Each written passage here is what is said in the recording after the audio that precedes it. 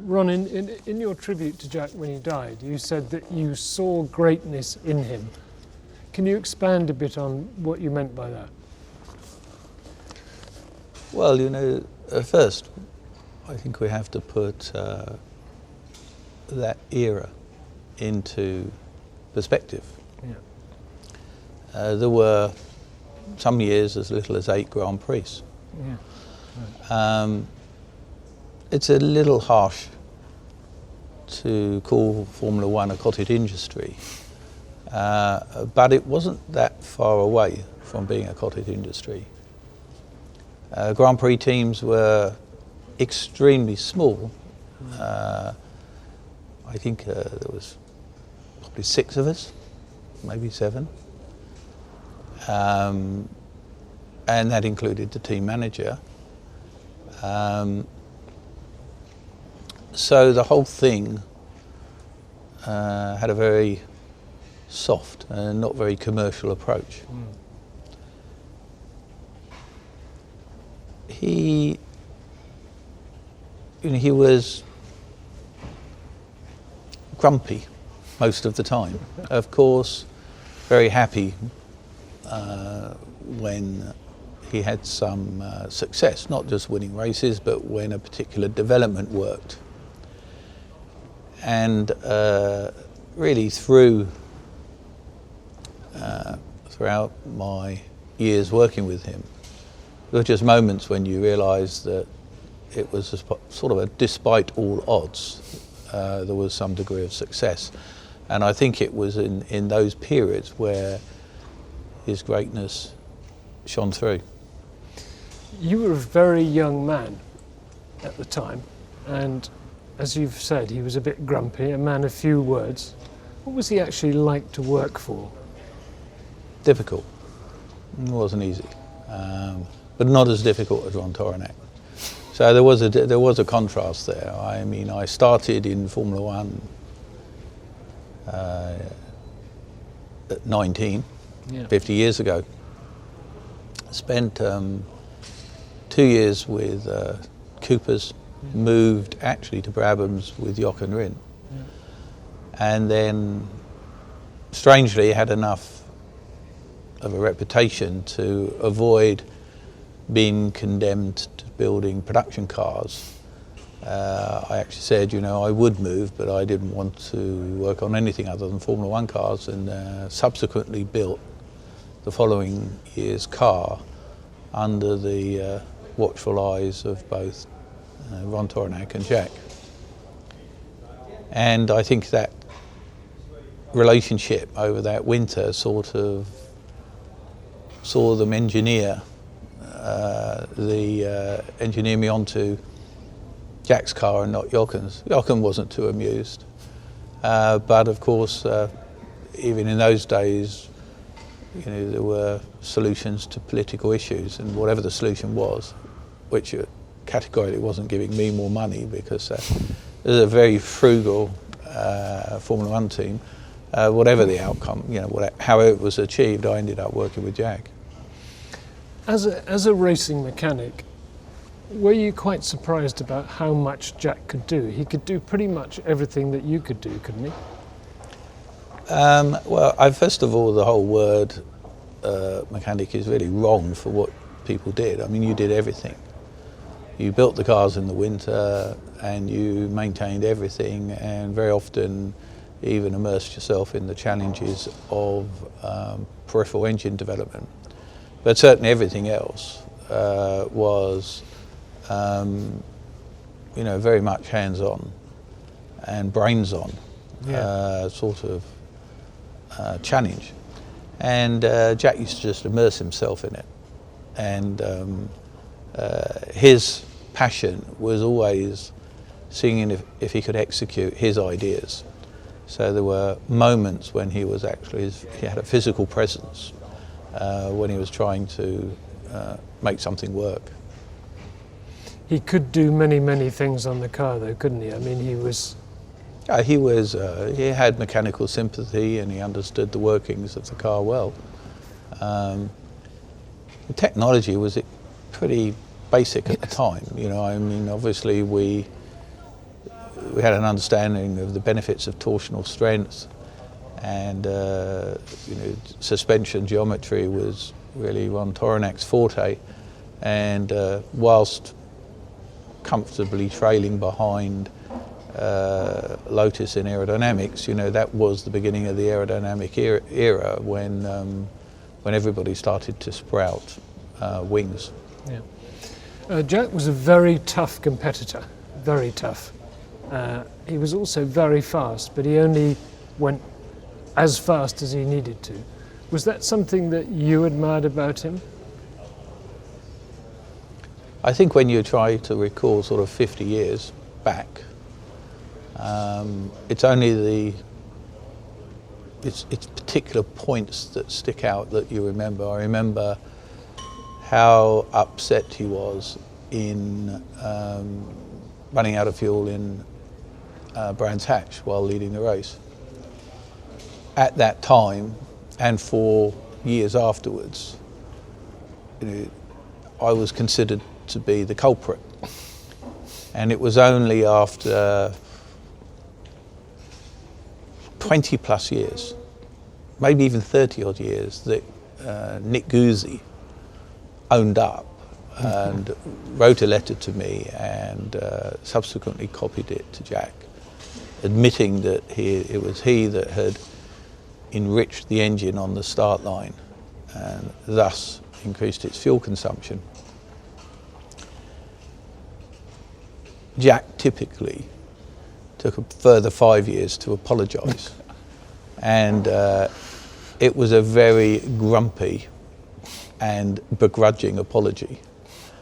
But of course, at the time, it bore heavily on me because I had brought what I thought was a level of perfectionism to the preparation of our cars, which obviously, hopefully, is seen in how various companies that I've been involved in over the years that has sort of followed on. And then, of course, the famous moment when he actually didn't take the pressure of Rindt chasing him down in Monte Carlo, and he subsequently made a mistake coming into the last corner, which at that time was a hairpin, and subsequently drove into the straw bales. Didn't even have he still had enough time to reverse out, but he was so frustrated he fumbled the reverse gear and subsequently came second. And of course I didn't have much sympathy for his explanation, which was less than satisfactory. I remember those two moments well because they were sort of representative of how grumpy he could be, and boy was he grumpy. He never lost his temper, but the Black Jack nickname was not just about the fact that he was a little bit unshaven sometimes, but more that he was actually grumpy. Can you sum up what you see as his legacy, what he has left behind in the history of Grand Prix racing? Because actually it's highly unlikely anyone will ever do what he did again, isn't it? It's a little challenging to step out of my personal memories and look at the big picture. I mean, there weren't that many Grand Prix teams. Those that existed had different levels of status.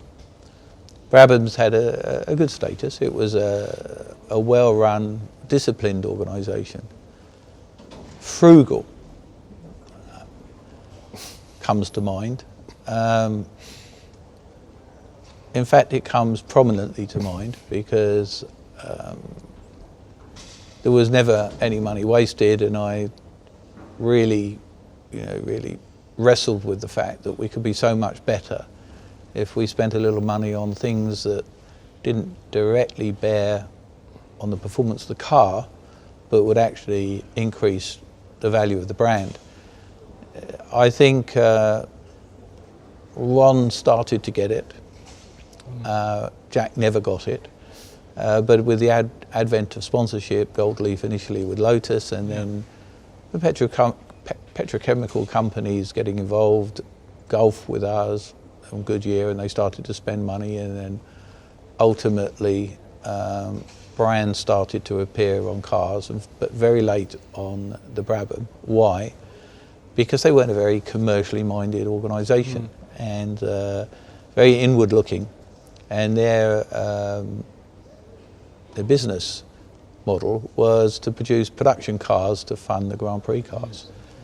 And they were good production cars, but really then the whole brand got left behind as the structural engineering changed.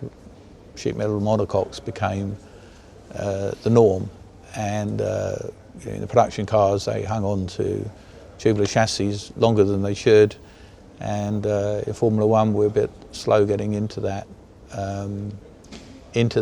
era. And of course, as technology started to play a greater role in Formula One, really Brabham fell behind. Of course, that was long after I'd set up my own motor racing teams. Perhaps a bit poignant to say that both Jack and Ron Toronek were very instrumental in my own career and in respect of car ownership, when Ron actually loaned me 2 Formula 2 cars for a year, and I think I helped the brand a lot. Say the preparation went up, the results came, and they sold more cars. So in the end, it was quite shrewd on his part, but it really did set a precedent. I think, of course, most people in Formula One and in motor racing weren't around the 40 odd years ago when I started, but the reality was there was absolutely, it was a breakthrough for someone within a team to actually formulate a team. This was a sport for the wealthy, and team managers and drivers weren't really participating in Formula One on the basis of making money out of it. They were participating because they wanted to win and be involved in what was one of the most glamorous sports of that era. Briefly, what are the main things that you reckon you took away from all those years that have brought you to where you are today? The things that you clocked and thought, I could do this better, or Well, I mean, I have to be balanced. I think I had a level of naked ambition at that time that really drove me to believe that I could do most of the things that the team were doing much better. And it was that belief that made me take the risk of starting my own racing team. There was, of course, naivety. I had no financial involvement for most of my time at Brabham, but there was a real historical breakthrough moment. Historical in respect of my own career was when we went to Watkins Glen, which was the penultimate round of the World Championship, and it was followed by Mexico City. In order to, of course, aircraft were cargo aircraft carrying racing cars were a complete thing of the future, you know. So the cars were trucked from Watkins Glen down to Mexico City. In the run-up to the race, for whatever reason, Ron Toronek didn't go to the race, and Jack Brabham arrived quite late. I'd prepared the whole team. At that point, I was effectively the team manager, although in that era you were chief mechanic, but chief mechanics ran the team. They weren't running a car. And the weekend went quite smoothly, and as Jack gets out the car and told me he was going to New York, instructed me to go to the bank to pick up our start money the next day, and then to go to Mexico City, make sure I locked the money in the hotel safe, and then we were free to go for a few days to Acapulco, which was the perk of that era. The end of the year, between Watkins Glen, Mexico City, you would get 3-4 days. It took a long time to drive from El Mara down to Mexico City, so 3-4, maybe more days in Acapulco. Having gone through the whole process as instructed, I was laying by the swimming pool, and I suddenly realised that, you know, I'd gone to America, run the cars, picked up the prize money, gone down to Mexico. I was going to prep the cars, instruct everybody, etc. I'm thinking, well, if I can do it for somebody else, why don't I do it for myself? And of course, that's phenomenal naivety, because of course, even in those days, putting together a team was challenging. But nevertheless, I did, and that started my career in ownership and management, and then several things happened. But really, it was all made possible by the trust that both Brabham and Toronac put in me. You can imagine, even in that era, a Grand Prix team was, you know, a pretty expensive affair. And I can't remember how much prize money it was. It was certainly in the thousands of dollars. It wasn't in the, I don't think it was even in the tens of thousands of dollars, but whatever it was for me an awful lot of money. And to be carrying it in a briefcase down to Mexico City was definitely, I remember the adrenaline and I suppose being quite proud that the trust was there. So trust became very important to me, and it's, with me, a bit of a two-edged sword. If I trust someone, there's nothing I won't do for them, and but unfortunately, if you break my trust, it's over. And some people think that's very harsh, that I can step away from friendships and things because of the breaking of trust. But it is the way I'm put together. I'm not particularly proud of it, because I think it sometimes appears harsh, but on the other hand, it stood me in good stead. If people trust me and I trust them, then really contracts and paperwork are almost superfluous. Did you promise yourself not to be as grumpy as Jack when you became head of a Grand Prix team? Oh, I don't think anyone could say I was grumpy. You know, going home occasionally, you know, I don't have enough time, 20 minutes from home, the company's 20 minutes from home, so I don't get much time to decompress. So I could be a little quiet, but I wouldn't say grumpy. Finally, last one. 1966 was the beginning of a new formula, 3-litre formula. Mm-hmm. You were very involved in this, and as we're running the 3-litre F1 cars at Goodwood next weekend, I just wanted to ask you, what was it like, the beginning of that? You know, there was more power, more speed, different cars, a lot of different ideas going on, the Honda, Cooper Maserati, BRM, 68 or 9, the DFV came along. It must have been quite an intense period. Yes, I think, but again, quite some time ago. I think it was really only Cooper Maserati. We built several cars. Ron Walker ran a car. Joe Siffert ran a car. Yeah. Bonnier ran a car. And we ran 2, of course. Ferrari had 2 cars, and then there was some hybrids. And I think people clung on in the first year to using, by necessity, the Coventry Climax engine, but that's from memory. I think at some point, I don't know if it was at the very beginning, obviously BRM developed the H16, which was initially used by not only the factory cars but also for 1 year with Lotus. In fact, Clark won the only race at Watkins Glen, and I can't remember what year that was, but probably 67, I should think. Honda as well, good 12-cylinder car. Honda was good, yes. Honda, I think they were much better at making engines than cars, so they were never really competitive, except for one brief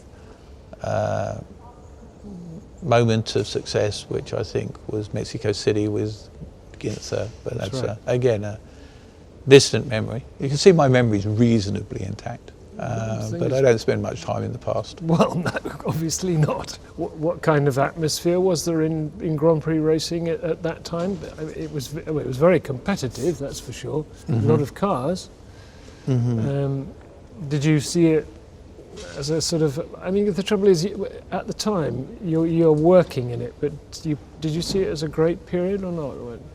It was unbelievably hard work. I mean, frequently you would go 48 hours without sleep. You know, I mean, you weren't even blooded unless you had done an all-nighter. You know, this was just par for the course. Practice sessions sometimes were hours, and you would sometimes you would stop and literally, have a sandwich and a Coke or something. I mean, it was just mind-blowingly different, and a lot more humour, a lot more friendships between the individuals in the teams. Because you were all together. You were together for a long time. I think I remember one of the funniest things that I've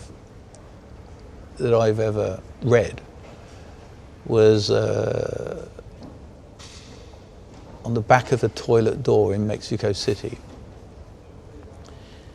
written by an English mechanic. And in those days, of course, you inevitably had the two footprints and the squat technique. And it was the last resort. Nobody wanted to use those loos if they could be possibly avoided. And as I'm reluctantly, because Mexico's food in those days was notorious. The tummy bugs were inevitable, and people would almost compare notes as to how they were struggling, and there was lots of humorous accounts of that particular affliction. But to sit or squat and read the words for the benefit of other competitors who should not engage second gear, as this toilet is not fitted with mud guards. And I remember to this day those words, and almost laughing so much that I fell backwards, but it would have been a rather messier case, but it was a very humorous moment. And it's those sorts of things that stick with you, and make you smile. And of course, some people say, well, it only seems yesterday. But in reality, it was over 50 years ago. Half a century ago. And things move on, and life is very different in Grand Prix racing now. Mostly better, but not. There are still some elements of the past that make you smile and reflect. But a very tough era, and as I said earlier, extremely hard work. Yeah. They won it 2010. Here we go. Here we go. A pat on the back from McGuinness. Through they go. How close do you want it? A pat on the back. Come on, McPint. Get your finger out. Steve, look at this. Look at this. A pat on the back.